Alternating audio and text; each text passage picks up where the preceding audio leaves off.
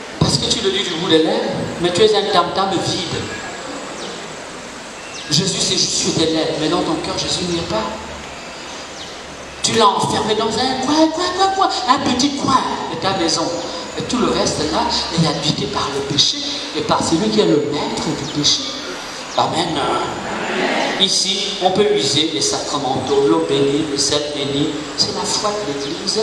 Et là où cela est permis, l'huile bénite, les croix bénies, les objets de piété, ils ont une valeur. Quand ils sont sanctifiés par la prière, car la parole de Dieu sanctifie toutes choses et la prière, et qu'on les utilise avec foi dans le désir de se convertir, pas comme des talismans, pas comme des trucs de machines de plus. Amen. On peut tout à fait être libre. Amen. Alors, après ce temps de prière, on doit fermer les portes. Ça veut dire quoi? Ça veut dire ceci: interdire à ces démons de revenir nous persécuter. 1. 2. Fermer les portes d'accès. Fermer les portes par lesquelles ils rentrent souvent dans notre vie. Mais vous voyez, si tu fermes une porte d'accès spirituellement, or tu sais que ton adultère c'est Jean. Et Jean, il vient encore passer toutes les soirées avec toi. C'est pas parce que tu as fermé la porte aux démons, ok, qu'il restera puisqu'il rentre avec Jean. Tu as compris? Oui. Voilà. C'est pour ça qu'il faut rompre. Il faut des séparations, des ruptures. Avec des êtres de chair et de sang, avec certains lieux qui sont des lieux de péché. Amen. Fermez les portes. Et sceller le travail par le sang. On pose les scellés. Comme c'est un acte juridique.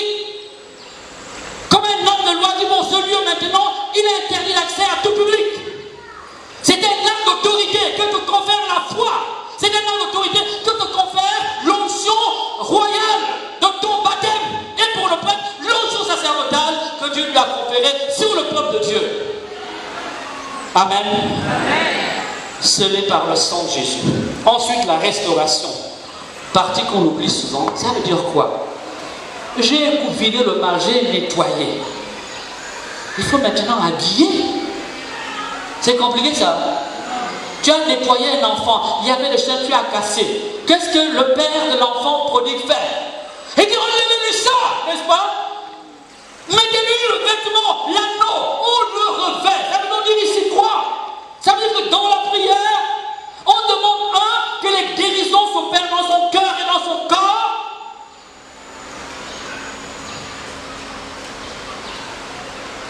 Je vais raconter un témoignage, quelque chose que j'ai vécu il y a une vingtaine d'années. Je suis vieux, hein? Souriez quand même. Je suis vieux. Ça se passe en Afrique de l'Ouest. Cathédrale Sainte-Thérèse d'Abego. J'étais séminariste. On prie dans une assemblée de prière. Et le Seigneur me dit, il y a un enfant ici. Veuillez m'excuser, la naissance, je vais quand même dire les choses. Il y a un enfant ici, il est en érection matin, midi et soir en permanence. Le Seigneur dit qu'il me guérit. Amen. Amen. À la fin de la prière, la maman vient me voir avec Jésus. Vous voyez, il a fallu une guérison de son corps. Et la maman me dit que l'enfant est né comme ça, qu'ils avaient fait le tour des médecins. Vous comprenez? Le démon me suffisait, il fallait une guérison. Ok? Parfois, certains ont une libido tellement exacerbée que s'il n'y a pas de guérison, ça ne s'arrêtera pas. La guérison, la restauration du cœur et de la sexualité. Amen. Amen. Amen. Oui, quand une femme a besoin de 6 hommes par jour, il y a quelque chose qui n'est pas normal. Quand un homme a besoin de 4, 5, 6 femmes par jour, j'ai rencontré des hommes, leur salaire va chez les prostituées. Il dit, mon père c'est plus fort que moi, je peux aller avec 7 femmes en une journée. Est-ce que c'est normal? Ah, oui, c'est normal pour vous.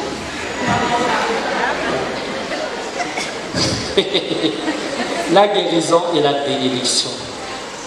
On a fait le ménage, on a purifié, on revêt la personne, on guérit et on demande la bénédiction sur sa vie. les grâces de pureté, les grâces de mariage, les grâces de convivialité, les grâces, comment dire, d'amour, les grâces de paix, les grâces de sécurité.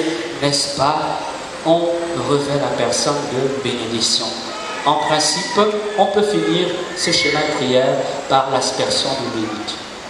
Ok. Ensuite, l'action de grâce. Ici, une prière est très simple. Prenez le Magnificat. Une prière biblique inspirée directement de l'Esprit Saint. Ou alors prenez les cantiques que vous connaissez, rendez grâce au Seigneur. Amen. Amen. Ce chemin de prière est à renouveler pendant au moins un mois et demi. Je peux vous garantir qu'après 3 mois, s'il y a encore une marée de nuit, vous allez me voir. Ok.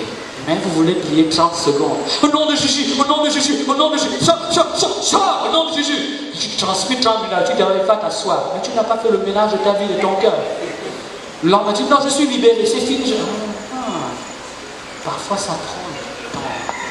On enlève lien après lien, démon après démon, guérison après guérison intérieure. Mais je peux vous assurer que 3 mois de ce schéma de prière, à raison de 30 à 40 minutes de prière tous les jours pendant 3 mois, avec quelques jours de jeûne, Marie de Dieu me dit, oh mon ami, mais pardon, laisse-moi venir encore un peu. Hein? Pourquoi tu m'aimes, tu n'acceptes? Il viendra te le dire. Parfois en pleurant, mais s'il te plaît, on était amis, mais permets-moi de dormir un peu à côté de toi, dans ton lit, ou mais laisse-moi, il viendra te le dire. Je parle sur des témoignages concrets. Amen. Amen. Voilà la première chose que je voulais enseigner. Vous êtes maintenant outillés. Il n'y a pas besoin d'aller pleurer devant le dernier prophète à la mode qui va vous mystifier au maximum. Ok, pour quelque chose qui est à la portée de n'importe quel baptisé. Amen. Amen. À vous de mener ce bon combat de la foi. Personne n'est dispensé du combat de sa libération. Les autres peuvent t'aider, mais c'est d'abord toi qui es engagé. Amen. Amen. Amen. Amen. Alors, parlons maintenant un tout petit peu de ces esprits. Mes bien-aimés, ces esprits-là, comme je vais le dire, je vais toujours répartir les responsabilités. La Bible nous enseigne, comme je l'ai dit en m'appuyant sur le chapitre 3 du livre de la Genèse, que l'homme est en lutte depuis les origines par des forces invisibles, comme disait le livre d'Apocalypse, par un ange dessus qu'on appelle l'accusateur des frères, le démon, le menteur, le diviseur, peu importe, l'homicide depuis les origines. Mais dans notre culture africaine, nous savons que ces forces invisibles existent, qu'elles pillent, qu'elles truent, qu'elles cassent, qu'elles abîment, qu'elles empêchent de se marier. Amen. Ici, 1 Pierre 5:8. Soyez sobres, soyez vigilants, votre adversaire comme un lion rôde cherchant qui dévorer. Amen. Apocalypse 12:17. Ceux qui gardent le commandement de Dieu, il vient leur faire la guerre. Ceux qui ont le témoignage de Jésus, il vient leur faire la guerre. 1 Jean 5:19. Le monde entier joue sous le poids de la domination du diable. Amen. Et si j'avais à parler en homme d'église, je vais vous lire un petit texte. Un dur combat contre les puissances des ténèbres, toute l'histoire humaine. Commencé dès les origines, il durera, le Seigneur nous l'a dit, jusqu'au dernier jour. Engagé dans cette bataille, l'homme doit sans cesse combattre pour s'attacher au bien. L'homme doit sans cesse combattre pour s'attacher au et non sans grands efforts. Ça veut dire que cela nécessite des efforts. Avec la grâce de Dieu, bien sûr, il parvient à réaliser son unité intérieure. Il parvient à acquérir sa liberté, son harmonie intérieure. Amen. C'est un texte du Concile Vatican II, Gaudium et Spes, numéro 37, la ligne 2. Amen. Oui, la Bible l'enseigne, l'Église le confirme, notre tradition nous le dit. Il y a vraiment des puissances invisibles qui s'opposent au bonheur de l'homme et particulièrement à l'union de l'homme et de la femme voulue par Dieu. Amen. L'attaque de cette puissance-là est globale. Ça veut dire qu'elle embrasse aussi bien les lieux. Certains voient l'homme des délivrance a du mal à participer, c'est que le lieu est envoûté. Elle embrasse, comment dire, les habitants. Parfois c'est la maison qui est minée spirituellement, consacrée au diable. Le temple du diable, il y a des temples du diable. Il y a des maisons habitées, mais ce sont des temples centre diabolique. Amen. Parfois, ce sont des lieux que vous fréquentez, qui sont tout simplement habités. Mais il n'y a pas que les lieux, les maisons, il y a aussi même les animaux. Il n'y a pas que les animaux, il y a aussi des groupes d'individus entiers. Une famille peut être consacrée au diable. Comme une famille peut être l'objet de l'agression du diable. On peut prendre une famille, on la donne au diable. Amen. Mais bien aimé, ça va plus loin. On peut même consacrer tout un village au diable, comme on peut consacrer tout un pays au diable, ou une ville à des démons. Ce n'est pas un secret, vous devez le savoir. Amen. Amen. Si on a dit que personne dans le village ne va se marier, tu as intérêt à prier pour la libération de ton village pour que tu te maries. Lorsqu'après tu es égoïste, moi, tu ne te marieras pas. Parce que le combat est ailleurs. C'est comme si tu allais taper dans le mur là, alors que l'adversaire est ici. Dans le combat, il y a la cible du combat. Un combattant doit tirer au bon endroit, n'est-ce pas? Amen. Et cela relève de ta responsabilité. Mais l'attaque n'est pas seulement globale. Les lieux, les animaux, les maisons, les sols, voire un village, un peuple entier, un pays, mais l'attaque est aussi personnelle. Ici, le démon peut attaquer ton corps. Il peut attaquer ton corps physique. Il y a des hommes qui sont impuissants, sans aucune raison, et si on bénéficie à un démon qui est derrière. Il y a des femmes qui ne font pas d'enfants, mais si on gratte, c'est le démon qui est derrière. Amen. Il peut attaquer ton esprit, ton psychisme. Parfois tu te rends compte que l'homme est une obsession dans ta tête. Tu fermes les yeux les hommes, tu ouvres les yeux les hommes, tu dis les hommes, tu dis les hommes, obsession. Et il y a une manière aujourd'hui d'enseigner le mariage qui est obsessionnelle. Le mariage est une grâce, mais il est ici dans la Bible, le célibat consacré. Si tu as prié, jeûné, tu t'es mortifié, 20 ans de jeûne et de prière, Dieu te donne pas, mais bénis Dieu. C'est que peut-être c'est pas ce qu'il veut pour toi. Ne va pas te condamner. Il a dit l'homme quittera son père et sa mère. Mais il a dit aussi qu'il est bon pour l'homme de vivre comme ça. Est-ce que tu as écouté la voix de Dieu? Amen. Amen. Le démon peut donc attaquer le corps. Avec tout ce qui est dans le corps qui est lié à la sexualité, car la sexualité fonctionne sur des hormones, n'est-ce pas? Comme le démon peut attaquer ton esprit, l'obnubiler ou le bloquer. Vous avez des femmes qui disent, mais mon père, je ne comprends pas. J'aimais cet homme, mais dès qu'on est ensemble, je le déteste. Ok, le démon peut jouer sur tes sentiments, sur ton état d'esprit. Amen. Il peut aussi attaquer ta vie relationnelle. Tu as décidé de bâtir une vraie relation avec une femme, avec un homme, le démon attaque. Il n'y a rien d'étonnant à cela. À l'origine, c'est lui qui a divisé l'homme avec Dieu et l'homme avec la femme. Amen. Amen. Amen. Mais bien aimé, ces attaques peuvent cibler directement la vie sexuelle. Je suis parti du global, on va aller au particulier, le sexuel. Ici, pour cibler son attaque sur la sexualité, le démon utilise l'arme première, c'est la tentation. Et par rapport à la tentation, le démon utilise deux amis, deux complices, deux aides de camp, deux appuis, n'est-ce pas? Deux armées qu'il utilise, un à gauche, une à droite pour t'entenailler.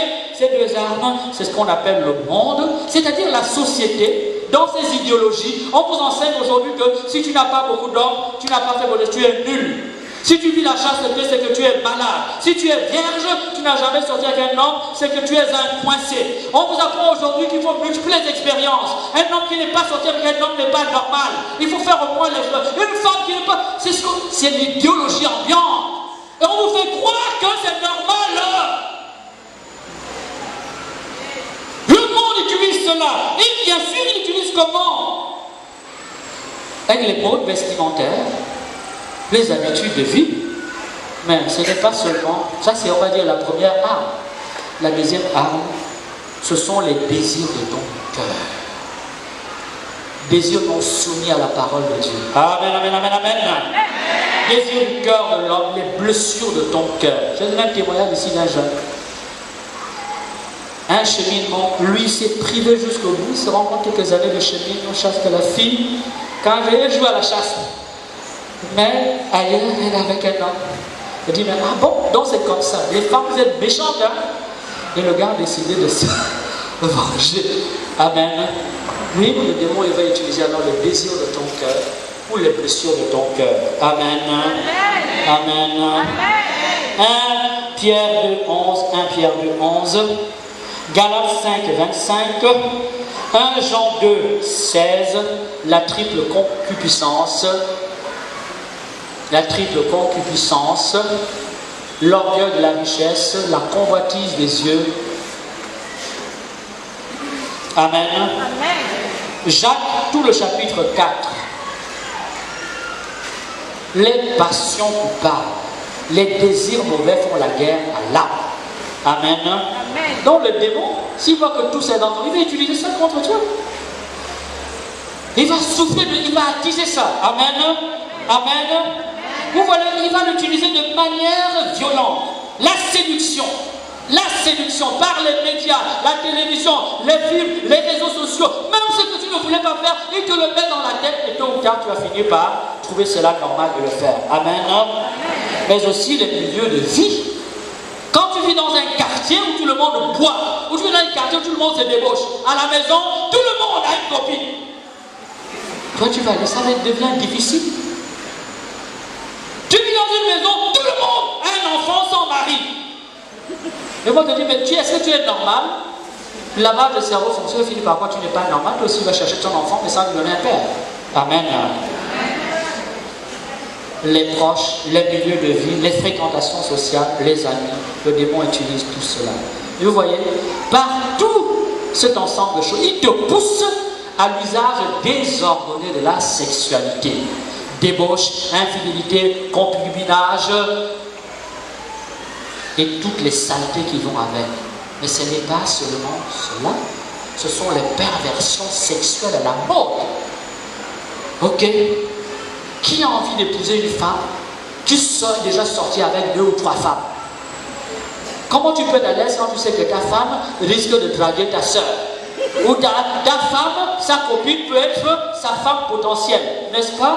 Quel est l'homme qui accepterait de fonder un foyer avec un homme quand il sait que l'homme là, bon, il peut draguer son ami, ou son ami peut être, voyez, non?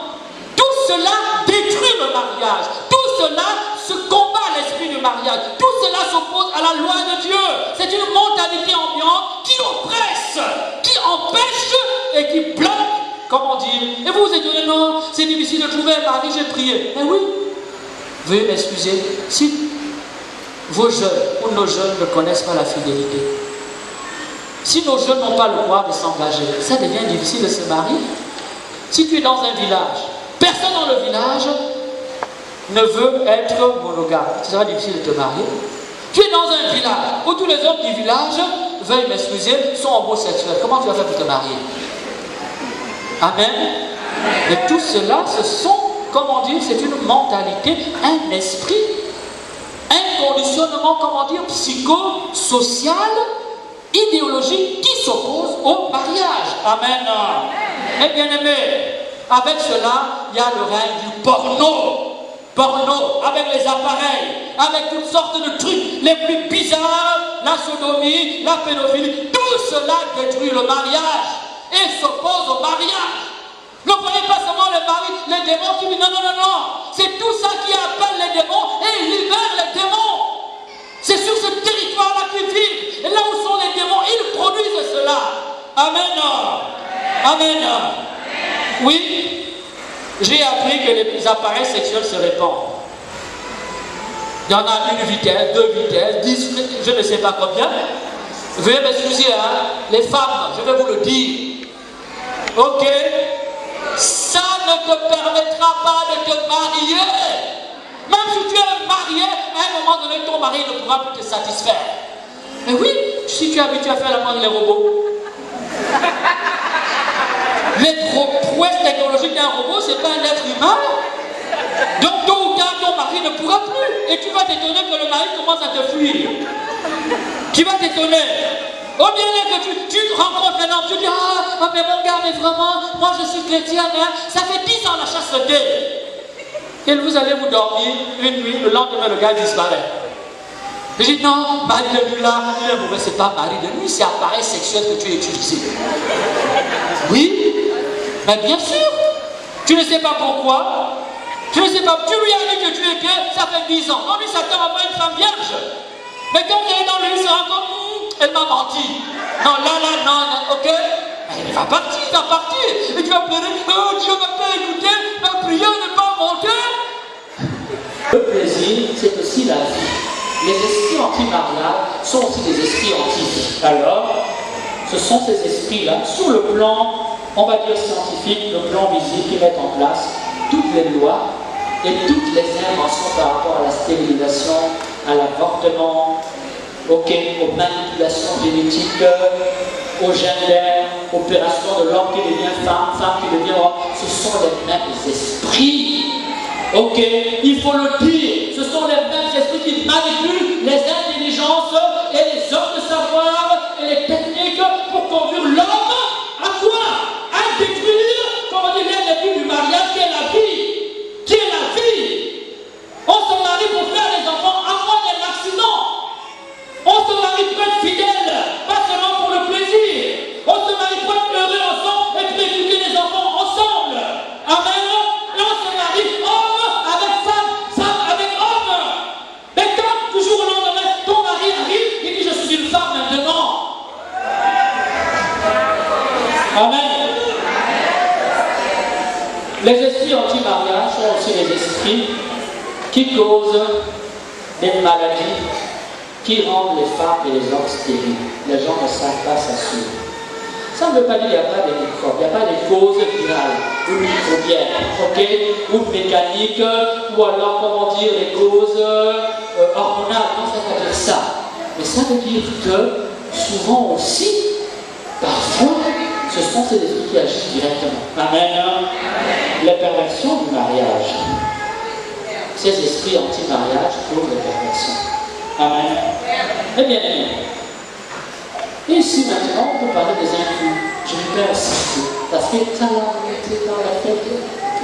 Mais j'espère que vous avez compris, parce que j'ai situé dans un ensemble beaucoup plus vaste. Amen. Les inclus et succubes, la Bible en parle, particulièrement le livre de Tobie. Allez, tout le livre de Tobie, c'est ça. Amen. La foi chrétienne en parle, les exorcistes en parlent. Même un très grand théologien comme Saint Thomas d'Aquin a réfléchi sur les incubes et succubes. Amen.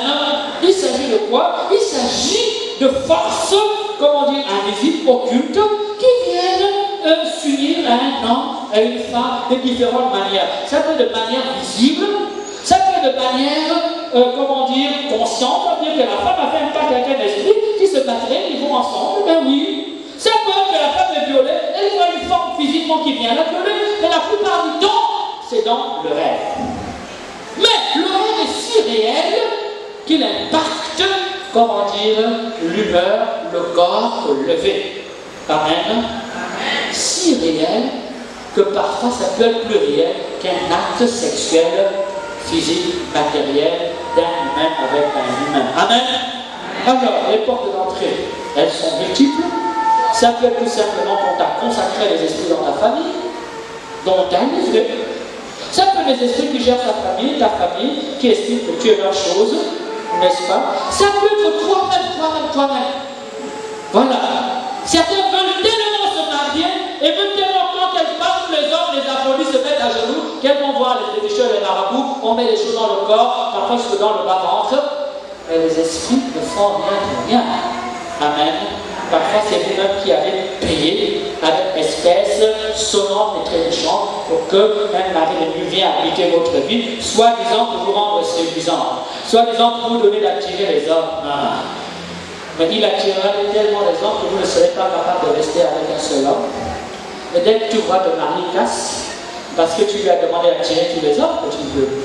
Et même quand tu vas essayer d'être fidèle à un homme, il va t'empêcher d'être fidèle puisque tu as dit qu'il faut qu'il t'attire le maximum d'hommes. Amen. Ça peut être parfois, de manière plus imprudente, la dépense que tu as menée.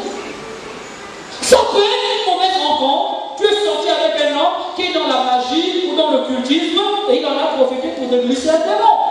Ça peut être tout simplement quelqu'un qui te convoite, mais qui a haut initié, qui a des pouvoirs, comment dire, absolument importants, et qui viens coucher avec toi. Par projection astrale, tu dors, mais tu ne sais pas briser le voisin, ou le chef de village, ou ton patron de bureau, ou ta sœur, qui sort de son corps et vient coucher avec toi.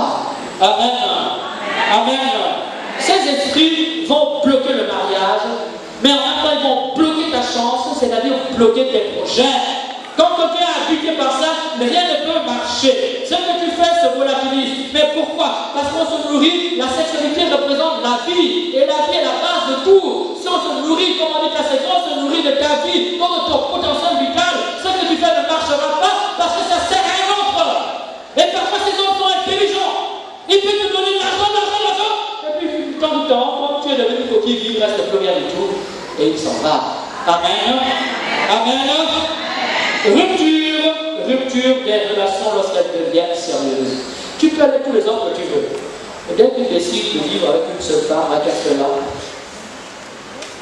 là, il se réveille. Amen.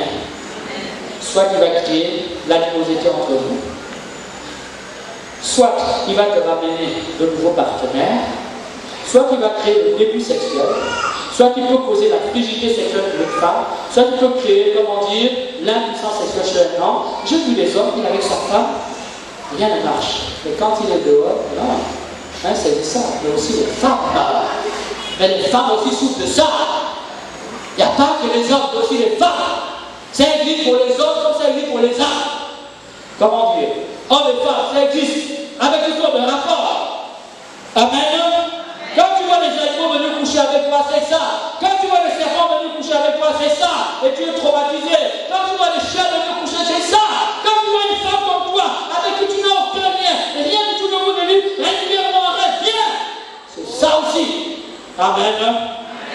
Dans tous les cas, ces esprits, puisque ce sont des esprits anti-mariage, que le mariage est demandé vers la vie, naturellement, c'est des esprits qui entraînent beaucoup de maladies du ventre.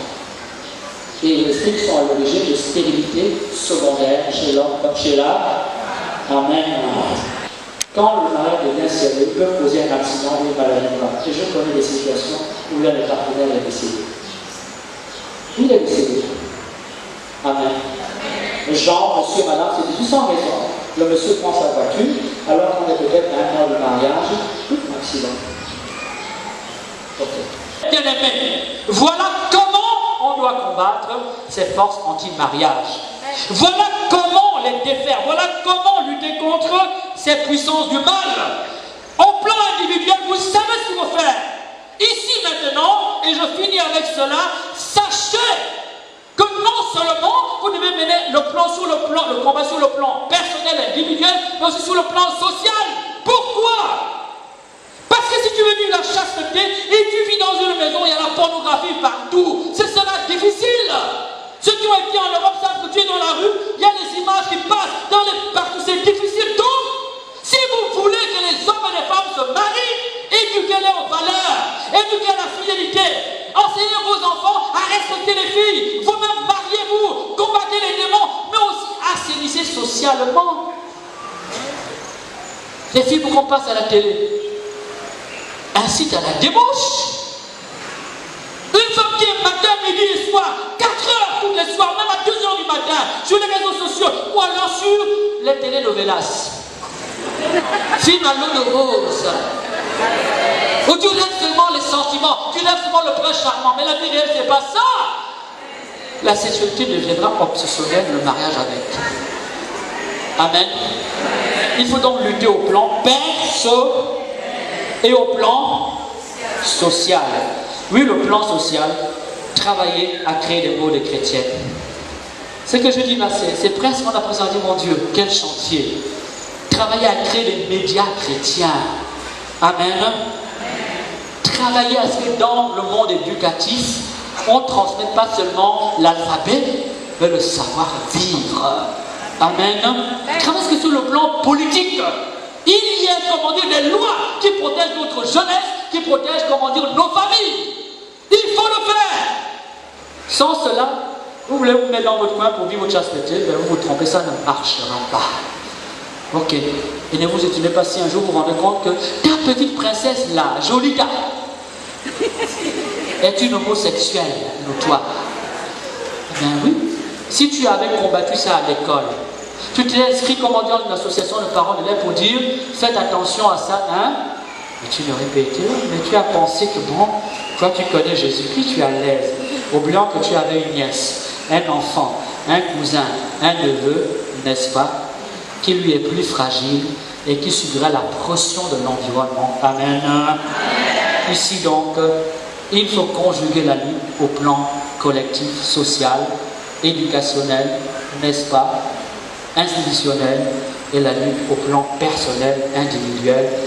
Vive la pudeur, vive la chasteté, vive de la prière, et dans certains cas, de recourir à la prière de délivrance au nom du Père et du Fils et du Saint-Esprit. Amen.